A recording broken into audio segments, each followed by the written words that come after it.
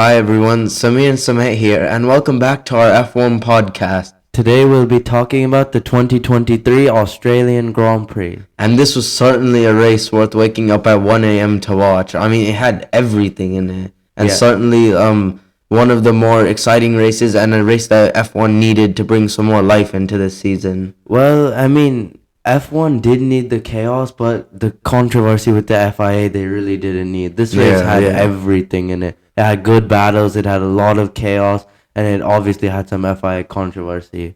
But anyway, let's jump into FP1 now. Yeah, so moving on into FP1 then, a very critical and very important FP1 session for the drivers to get used to the track again. And it was the same old guy at the top. It was car number 1 who was in P1, and it was Max Verstappen who finished the session off in P1 for Red Bull. Yeah, but this was probably one of the most chaotic FP1s of the season so far. There were 2 red flags, and there were so many spins and offs absolutely everywhere from almost every driver. Yeah, one of the red flags was caused because of like a GPS failure from the FIA, so they couldn't track, or none of the teams I think could track where the cars were on the track. So they had to bring out a red flag for that for safety reasons. And that caused a lot of traffic everywhere. Especially there was this one moment on the exit of turn 10. There was like 6 cars together, and it looked like lap 1 of an actual race. But in reality, it was just GPS failure, and none of the teams knew where the cars were on track, and they all happened to meet there. And so it was extremely dangerous, but thankfully the FIA got it fixed. Yeah, and so we were talking about how there were a lot of drivers who went off the track. One of those drivers was Sergio Perez in the Red Bull, the man who's P2 in the championship, 1 point behind his teammate Max Verstappen. He has so many issues throughout this weekend that we would later on see, and also in FP1 where he just couldn't get the confidence he wanted with the brakes, so he was just locking up everywhere and going straight on, and it was not at all what he needed. Yeah, another driver, his teammate Max Verstappen, actually, he had a lot of spins, especially like near turn 4, turn 5. Yeah. He spun right there, and then he was going off at a lot of places like turn 11. So it was really difficult, it looked like, for both drivers to get a handle on that Red Bull, but nevertheless Verstappen did end up finishing P1 in this session. Yeah, and so obviously Red Bull we've seen them have their fair issues in FP1s, but they've obviously gotten to grips with the cars later on. But another guy who needed to get a grip with his car was Yuki Tsunoda, who had a big issue at turn 1 where he just lost the rear of his car and went straight off into the gravel, and he was bouncing all over the gravel and into the grass. But luckily he was able to keep on going after that scary incident, but luckily his car was okay. Talking about getting into the gravel, we saw Kevin Magnussen at what was it, like turn 3. Turn 3, Kevin Magnussen went deep and he went onto the gravel, but he was able to save it. But it was a really nasty moment for him, and a lot of drivers we would see would struggle with that turn 3 tricky braking zone. Yeah, George Russell also had a few issues with his car that left him in the garage for quite some time, so he needed to play some catch up too after losing that much track time. But his teammate Lewis Hamilton, he had no technical issues with his car, and he seemed to have some good speed with his Mercedes around this track. Of course, he's a really successful driver in qualifying here. He knows how to put a lap together around Albert Park.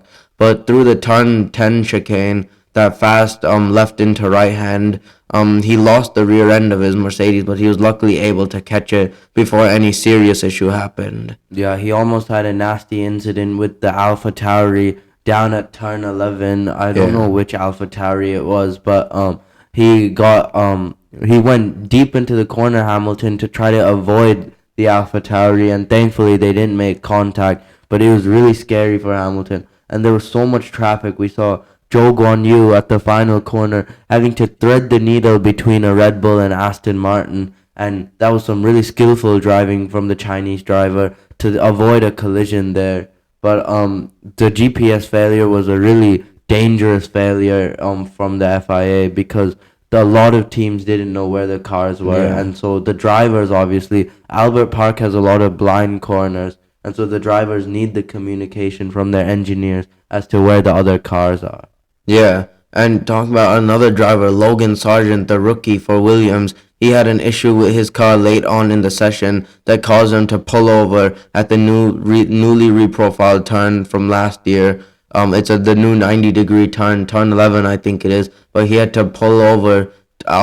He had to pull off to the side, and because of some electrical issue with his car, so that ended his day early, and that's not what he needed, especially because he's a rookie and it's his first time ever driving around this circuit. So he needed as many laps as possible, and that's not what he needed this It weekend. also ended the session early Yeah. too because there was not enough time left to restart. So they just ended the session there. And so with that, the P1 was Max Verstappen with a 118.790, Yeah. and then Lewis Hamilton came second. So that was a really good showing from him and Mercedes to split the Red Bulls because Sergio Perez came third.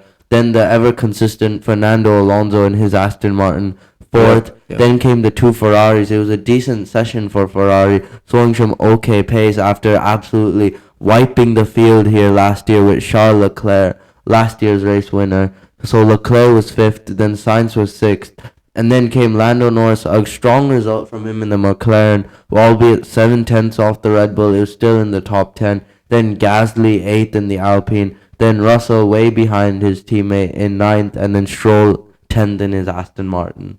Yeah, so now moving on into FP2 then, it was Fernando Alonso at P1 again, so showing that he has some really good pace around this track. Of course, he's really successful here, and he said he loves this track too. And in P2 was last year's winner Charles Leclerc, and then Max Verstappen in P3. So moving into FP2, it was a wet session actually, and so the drivers, this was like after it was drying up, so it was wet, but then it was drying up because this session comes right after the F2 qualifying where it was like really heavy rain and it was pouring down rain. So here the drivers were just playing on a changing track, driving around a changing track, so they had to get used to the conditions because there was now no more grip. All the grip from FP1 was washed away from the rain, so now they had to make good use of this session and get as much data as possible. Yeah, but we still saw a lot of traffic. We saw Sergio Perez blocked by an Aston Martin at the penultimate corner, Yeah. and then exit of turn 10 he was blocked by an Alfa Romeo.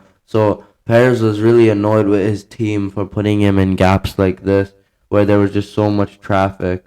And then we also saw later on Carlos Sainz having to push Max Verstappen almost through turn 11 as he tried to get past the Red Bull. There was just so much traffic everywhere this weekend.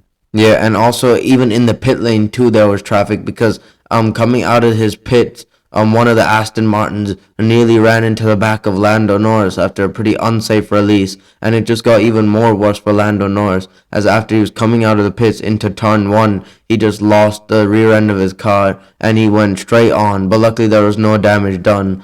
But later on throughout the session, then it started raining again. So the drivers had to come in, and if they wanted to go back out, they had to fit the intermediate tires. And Lance Stroll put on the intermediate tires, and at the end of turn 3, I think it is, he went off into the gravel. But luckily, he was able to keep it going, and luckily there was no major damage done to his car, but just a scary incident on a changing track. Yep, but his teammate Alonso was able to handle it a lot better because Alonso put in some really quick times. Before, obviously, in the dry, he put the fastest lap. And then in the wet, too, he seemed to handle the conditions a lot better than Stroll. So Alonso seemed to be getting to grips a lot better than Stroll with this car at Albert Park. Yeah, but it was just mainly all the drivers were just having some issues with just the lack of grip there were once it started raining, but there was no major crashes or anything. And so at the end, all the competitive times were done before the rain had started. So it was Fernando Alonso in P1 ahead of Charles Leclerc in P2, then Verstappen third, Russell fourth for Mercedes, Sainz fifth, Ocon sixth, Sergio Perez seventh, Lando Norris eighth, Nico Hulkenberg ninth, and then Pierre Gasly in 10th place for Alpine. Yep. Now going on to FP3 and the final session before qualifying, and this was a miserable session for Sergio Perez. Yeah. Just absolutely not able to get used to his car at all. Perez was just sliding all over the place, and he was really struggling, especially with turn 3, because he just kept locking the front right, and that kept sending him straight on into that gravel trap. And again, he was also complaining about traffic and his team putting him in really bad gaps. And then we saw Perez go or wide at the penultimate corner. He locked the front left this time, and he just went straight on. So it was a miserable session from him. Yeah, not at all what he needed, especially on the day of qualifying too. And we would see later on that this would have an impact in his qualifying, just the lack of getting to grips with his car and the lack of brakes. So that's not at all what he needed.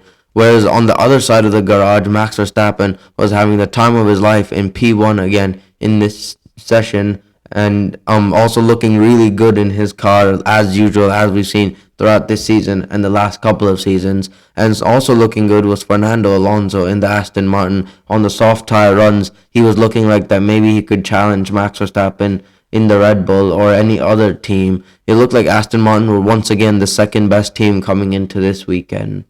Yeah, but Mercedes seemed to have a lot of pace though. While Russell did get a bit of traffic from Lance Stroll at the new fast turn 6, he was also looking quick, and also Hamilton looked quick too. Despite Hamilton being 8th and Russell being 4th, the Mercedes seemed to have a lot of pace in this FP3 session.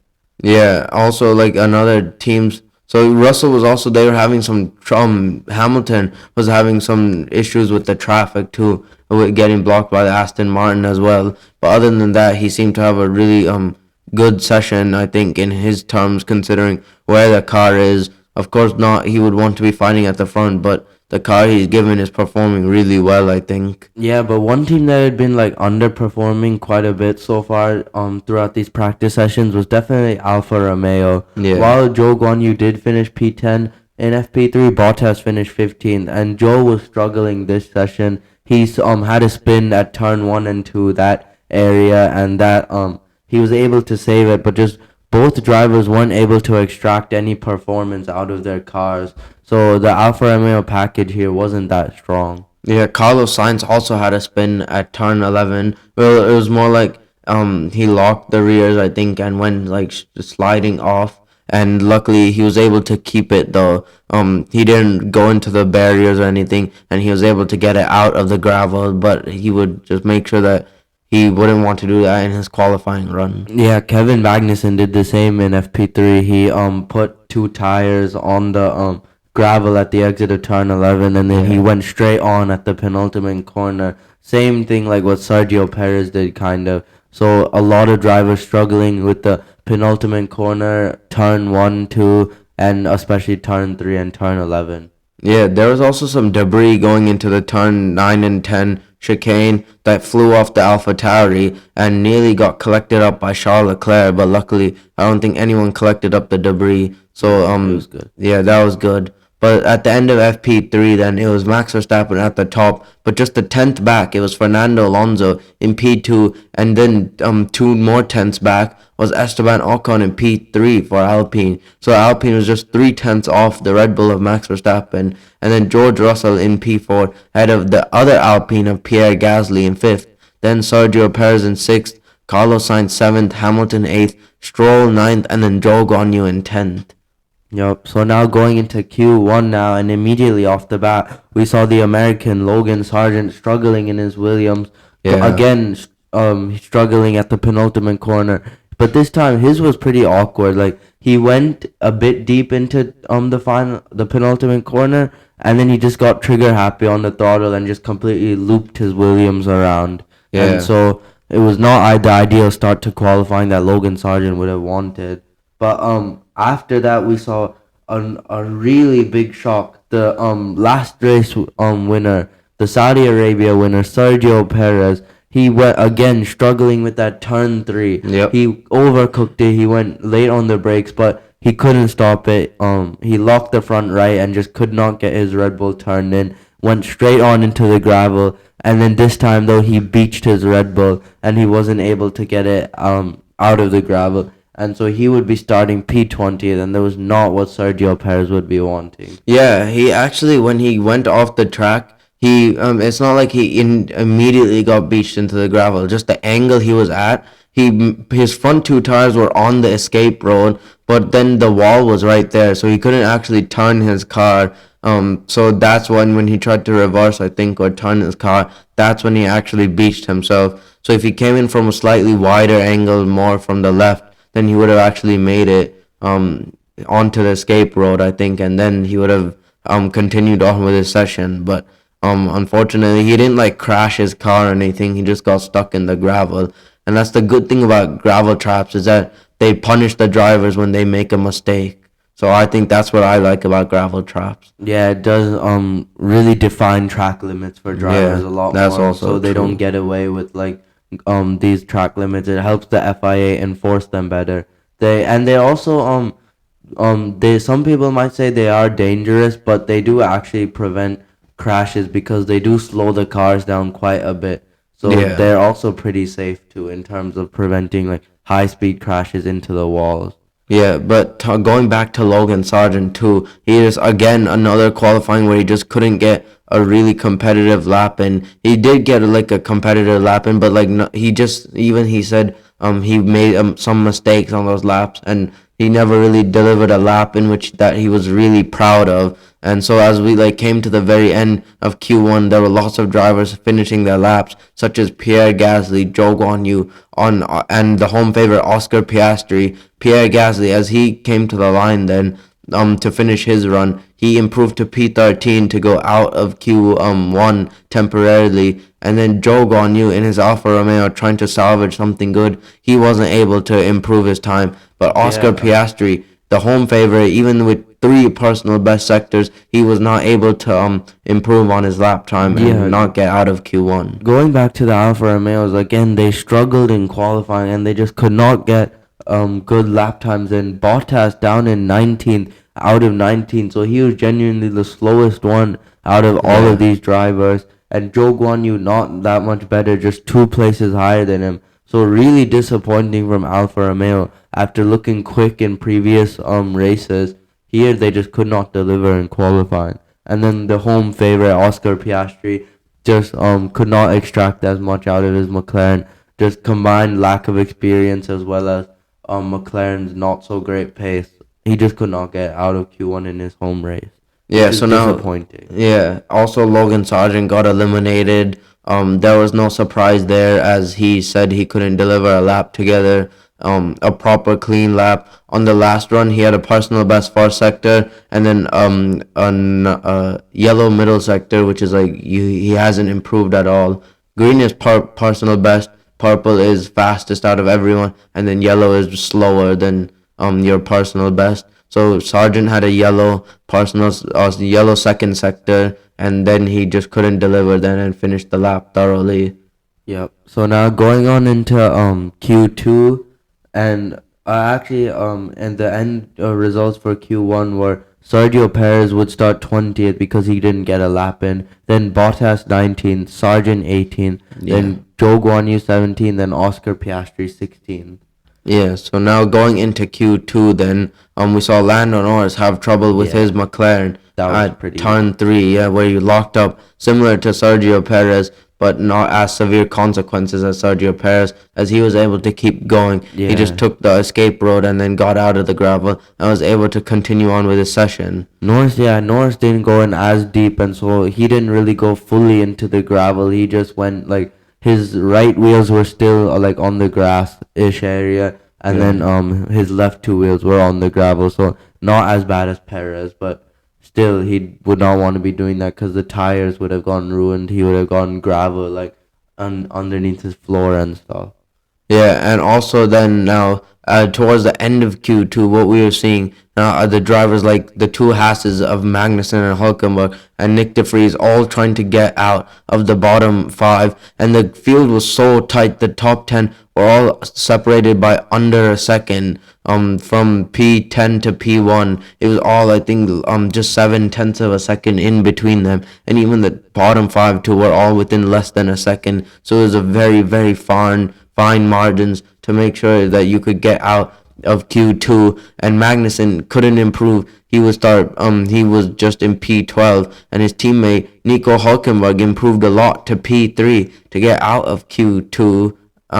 Then we saw the AlphaTauri of Nick De Vries trying to improve his time. and he couldn't improve, and he was just P14 too. So AlphaTauri once again a disappointing result for Yeah, it them. was really disappointing from AlphaTauri. Their team boss Franz Tost has already said like he doesn't trust his engineers that much now because of the lack of performance AlphaTauri have had these past few years or these past couple of years actually. Yeah. But again disappointing at Albert Park. So AlphaTauri will really need to turn it around. And also I feel like De Vries needs to be more consistent because while he is still a rookie, he does have a lot of racing experience. So maybe he just needs more time with to get used to the AlphaTauri, but he needs to soon start matching Sonoda. Yeah, Sonoda could only improve to 12th, so that's not what he needed as well. So just like what you were saying too, is Franz Tost not happy about the AlphaTauri's performance. That's also reflective in this session too, and especially after last season, they had a pretty bad car.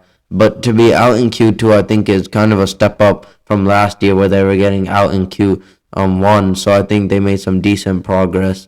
But the bottom We five, also here though we actually yeah, also saw while Kevin Magnussen surprisingly Kevin Magnussen got out in P13 and Nico Hulkenberg ended that session P4. So that's a lot of that's a big gap between the two Haas cars. So that yeah, was really surprising there because Magnussen and Hulkenberg are both like two like drivers that are close in talent yeah, together, yeah. close in caliber, and so it was a really big shock for me to see like them so far apart in this Q2 session. Yeah, so the bottom five who got eliminated were Nick De Vries, Kevin Magnussen, Lando Norris, Yuki Tsunoda, and Esteban Ocon in the Alpine too. He got That was a shock. eliminated. That was a shock. Yeah, especially after all the pace that the Alpine showed throughout practice for Esteban Ocon to get out. That's not what Alpine needed at all. But fair play to Alex Albon in the Williams to getting through into Q3 for the first time this season. Obviously on a track where he scored his first points for Williams last year after that incredible, I think like Yeah. 56 lap stint. 57 lap stint or something like Yeah, that. on the hard tire, and then he pitted on the last lap to get soft tires, and he was able to score that point. So he clearly likes this track a lot. And the track, of course, where he made his F1 debut back in 2019 too. Yep. So now going into Q3 and immediately it was Verstappen who set the pace, and then right after that though Alonso was able to nip that provisional pole off him, and then came the challenge, the two Ferraris. Leclerc though could only manage second, and then Sainz went up to second, and then Russell went up to second. So naturally we expected Hamilton to go up to second, but Hamilton actually went on to provisional pole. So that was a really good lap from Hamilton and Mercedes right there, showing all of that pace in Q3 here. So that was really nice to see. Yeah, Hamilton blitzed the final sector too, and that's exactly what got him up there. Just by 3/100ths of a second, he nipped provisional pole off of Fernando Alonso too. But there were still a lot of drivers behind, like Pierre Gasly too, with two personal best sectors. He couldn't improve though. He was still behind Alex Albon, who was actually on a really good lap. Talking about blitzing sectors, Albon had blitzed the middle sector. Yeah, and that's what he was just showing all throughout this Q3 session and even Q2, showing that he really loved the middle sector and that the Williams was suited for that sector because he just kept, as soon as his name kept popping up, I just saw purple every time. And it was just really good for him, but he was still not good enough in terms of the overall lap time because he was still clearly losing time in the first and second sector because he could only manage 7-2. And Max Verstappen, when he went out for his next one, he just by 9/1000ths of a second was able to claim provisional pole back ahead of Lewis Hamilton. Yeah, we all thought it would be really close after seeing that. Like I thought when I saw Verstappen go up only by 9,000ths into P1, I thought it would be really close between Verstappen and Hamilton or even Russell Yeah. for that pole position. But then on the final runs, Verstappen pulls a lap out of absolutely nowhere Yep. and goes 5/10ths ahead of Hamilton's best time. And Hamilton, he couldn't improve to beat Verstappen. No one could improve. Alonso went up. Stroll went up to fourth, and Alonso, he tried as he might. He could only get onto the front row, and then Sainz went up to third, and then the two Mercedes challenged, and we saw Russell get onto the front row, and then Hamilton go P3. So really nice from the Mercedes, but they were still 2 or 3 tenths off of Verstappen's pole time. But nevertheless, it was Mercedes 2 and 3, which was really nice, and it looked really Yeah. promising for the race. I think Toto Wolff, he was smiling actually after that, so he was definitely pleased with that. I think every Mercedes fan and all the people at Mercedes would have been delighted with that result because that's exactly what they needed after a not so good start to the season. Yeah, so it would be Max Verstappen on pole position, and then 2 tenths behind was George Russell, and then came Hamilton third, so Mercedes 2 and 3. Then came Alonso fourth in the Aston Martin. So Mercedes actually out qualifying Aston Martin, which was a good step forward for them. And then Yep. Carlos Sainz came fifth in his Ferrari. Then Stroll splitting the Ferraris because Stroll was sixth and Leclerc was seventh. Then Albon eighth in the Williams. Really strong effort from Albon. Then came Gasly ninth in the Alpine that we thought had a lot more pace. And then Nico Hulkenberg 10th in the Haas.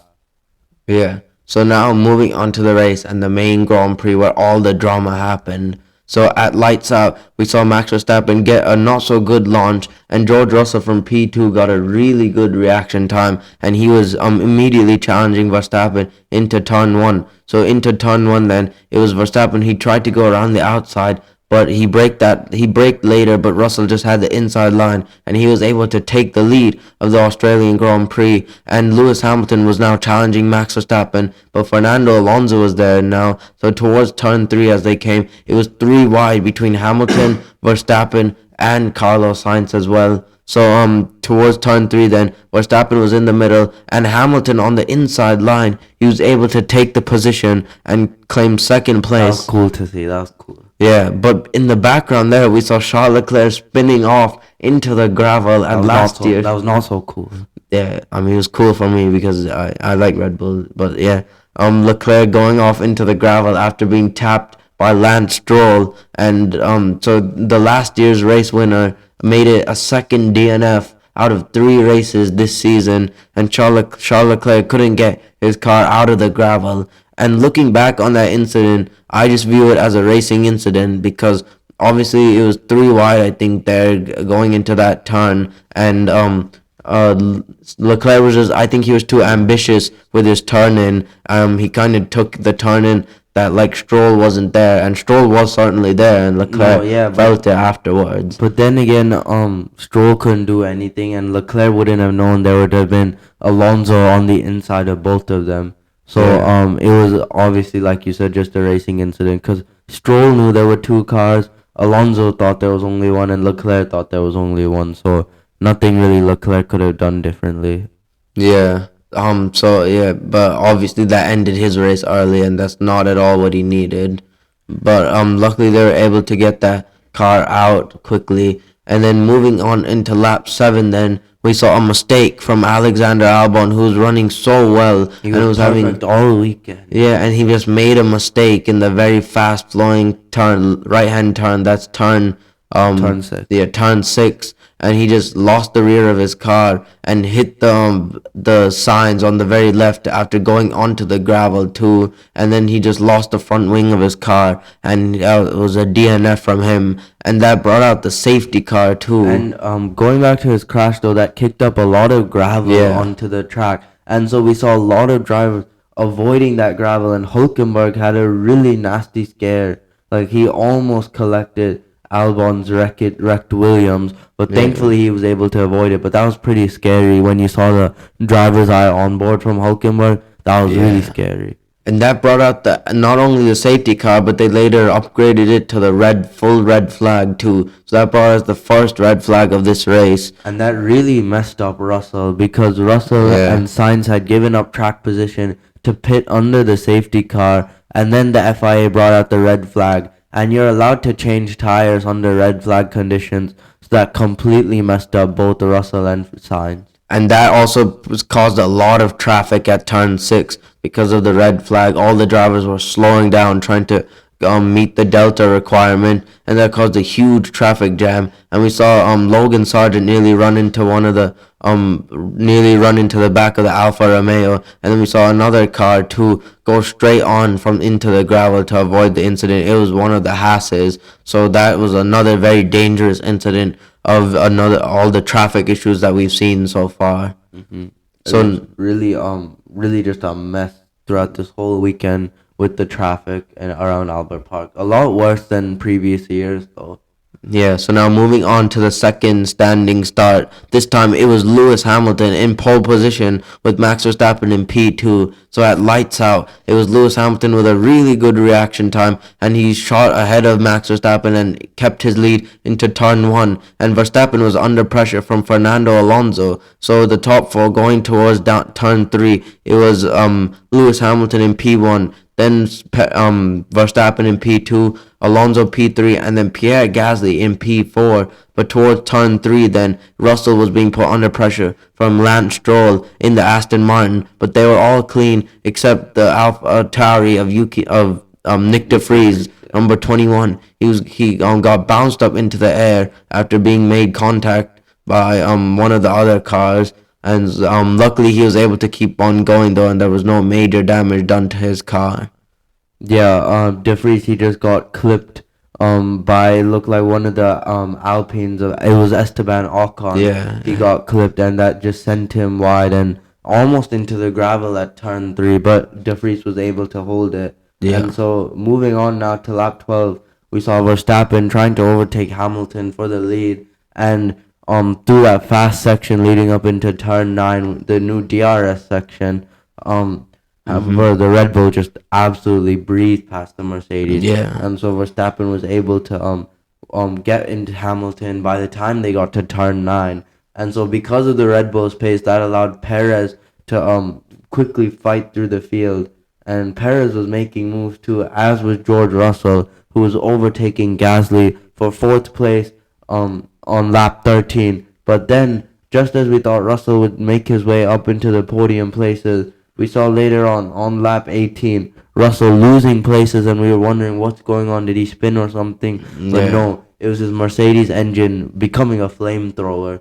Yep, there were flames shooting out of it, and he had to pull over on the main straight on the very right-hand side of it, near the pit wall, and that caused a retirement again. And not at all what Mercedes needed after showing a lot of pace, potentially enough pace to make it a double podium too. So that just potentially threw away a podium and a ton of points in their fight for P2 in the championship versus Aston Martin. Yep, and Russell actually, he couldn't go into the pit while he could have because he was near it. He actually physically couldn't because cars were overtaking him through the and they were overtaking him, and they were getting in the way of him and the pit entrance. So Russell had to crawl all the way down the main straight and then pull over at the exit of turn 1.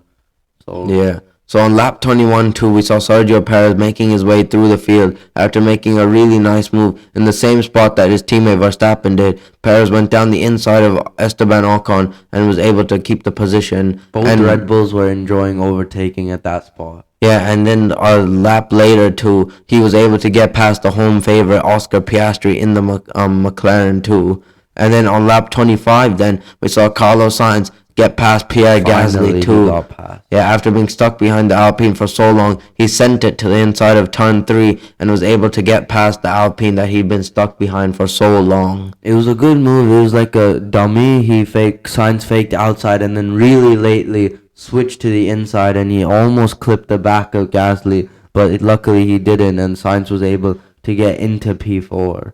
Yeah, lap 48 too, we saw the camera suddenly pan to Max Verstappen, and he started like weaving on the main straight, it looked like clear some dust off his tires, and we were all wondering what happened, and it turns out he went wide at the penultimate turn, and so that's struggling with that corner. Yeah, with the brakes on the hard tires, he locked the front, he said. So just luckily it wasn't too bad of an incident. He didn't spin or anything. He was still 8 seconds ahead of Lewis Hamilton when he joined back. So it didn't cost him a ton of time, but it still definitely reduced the gap. Yep. Now on to lap 52, we saw Lando Norris trying to overtake Hülkenberg, and he was fighting in the points with Lando Norris. So McLaren fighting in the points, trying to get their first points of the season, and Norris was faked to the outside at turn 11, and then he tried to get the switch back into turn on the exit of turn 11, and he did. So going into turn 12, he forced Hulkenberg off the track, and Hulkenberg went off onto the gravel. But it was while it didn't look that clean, it was still fair, and Norris was able to get up into P8 to further extend McLaren's points gathering from this race. Yeah, and then so on lap 53, we saw a really big incident where Kevin Magnussen went wide on the exit of turn 2 and hit his right rear tire on the wall, and that sent his tire off, and the tire went flying out onto the track too. I think it, like a piece of debris also flew up from the stand too, and I think hit a person. I read afterwards, yeah. But that caused a lot of debris to be spewed out onto the track, and a lot of sparks were flying out. So that was originally a safety car, but then they also got upgraded to a red flag with just one lap remaining too. The red flag was thrown out. That was really controversial though, because Yeah. that red flag, I don't think it needed to be a red flag, because while there might have been like small pieces of debris, there didn't seem to be a lot of like major debris enough for there to be a red flag. It looked like just the tire rolled away, but I don't think the tire was even on the racing line. I think a safety car would have been perfectly fine. So I don't know why it needed to be a red flag. And this is where like Yeah. all the mess started, because Yeah. a lot of drivers were confused as to why there was a red flag, and that caused another standing start. And this was probably the most chaotic standing start we've had in like probably Since good few Mugello years. 2022, 2020, I think. Yeah. So for the third time at lights out, it was Verstappen on pole, Hamilton alongside him. Verstappen got a good reaction time, and this time he kept his lead into turn 1. But now towards turn 1, this is where all the drama happened. So Pierre Gasly locked up, he went wide, and so he went wide, and behind him Sergio Perez went wide too, and in front of them we saw Carlos Sainz hit Fernando Alonso, and Alonso went spinning off, and in the very back we saw Nick DeVries and Logan Sargent both flying out into the gravel. Total chaos Yeah. everywhere. So Sargent just he said he braked where he normally braked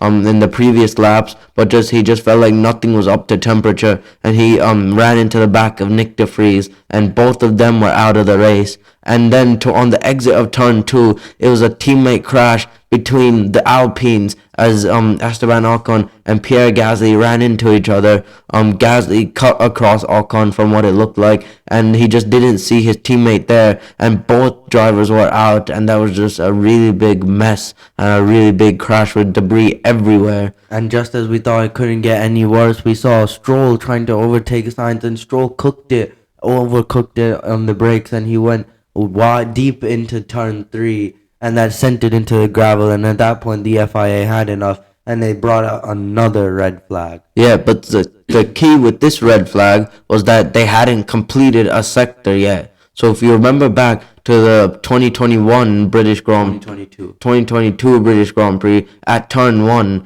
where all the damage happened from that race, and how at the next standing start they reverted back to the original positions. To end off this race, they reverted back to the positions that they started at that third standing start, which meant that although Alonso was down in P12, he went back up into P3 as they came and crossed the line. And so this is where another bit of controversy came in, because Carlos Sainz was given a 5-second time penalty for hitting Fernando Alonso and causing him to spin out, but the Alonso being spun out ultimately and had no impact on his result, but the penalty still applied to Carlos Sainz, and so he was still penalized, even though Alonso was still claimed a podium. Sainz was still thrown from P4 down to P12 and out of the points. So I don't know what that was about, because the incident ultimately had no impact on Alonso's outcome, but it did have an impact on Sainz's outcome because of the penalty. Sainz basically got penalized for a lap that didn't even exist. Yeah. Because they basically scratched that lap and reverted to the original penalty original order. Yes, starting And order. I would have understood if they had done the order that had happened right when they threw out that red flag, but because they went back to the original order, it's so weird that they still kept the penalty for Sainz, and especially that it was a restart that they ended the race on that had Yeah. a huge impact on Sainz's ending position. Yeah. So then, of course, after all of that controversy, on lap 58, when the safety car went in and they resumed racing technically. Max Verstappen crossed the line to win for the first time in Australia and take Red Bull's first win here at Albert Park since 2011. Lewis Hamilton came home in P2 for his first podium and Mercedes' first podium of the season. And now Hamilton becomes the first F1 driver to score a podium in 17 consecutive seasons. Wow. So Yeah. that's absolutely amazing. Yeah, and Fernando Alonso came home to make it 3 podiums out of 3 races in 2023. Looks like he's the new Mr. Consistency, honestly. Yeah, and so it was 11 world titles on the podium for that race. 7 with Hamilton, 2 with Verstappen, and 2 with Alonso. And Sainz came across the line in P4, but then after his penalty was dropped down all the way to P12 and out of the points. So then Lance Stroll inherited 4th place for Aston Martin. Sergio Perez with the insane recovery up into P5. Lando Norris in P6 for McLaren, taking their first points of the season. Nico Hulkenberg in 7th for Haas, his first points for Haas. And then Oscar Piastri in P8 for McLaren. Double points for McLaren and first points for Oscar Piastri in Formula One. And then At his home race. yeah, in his home race, that's special. And Zhou Guanyu in P9 for Alfa Romeo. I don't know if that's his first points of the season or not, but Yuki Tsunoda, I know it is his first points of the season as well for Alfa Tauri. And then Sergio Perez took the fastest lap of the race. Tsunoda, after finishing P11 in Bahrain and Jeddah, he finally got points here with P10. So Yeah. that was nice. Yep. So thank you guys for listening to this episode of our podcast, and be sure to join us next time as we take a look at the 2023 Azerbaijan Grand Prix. Thank you.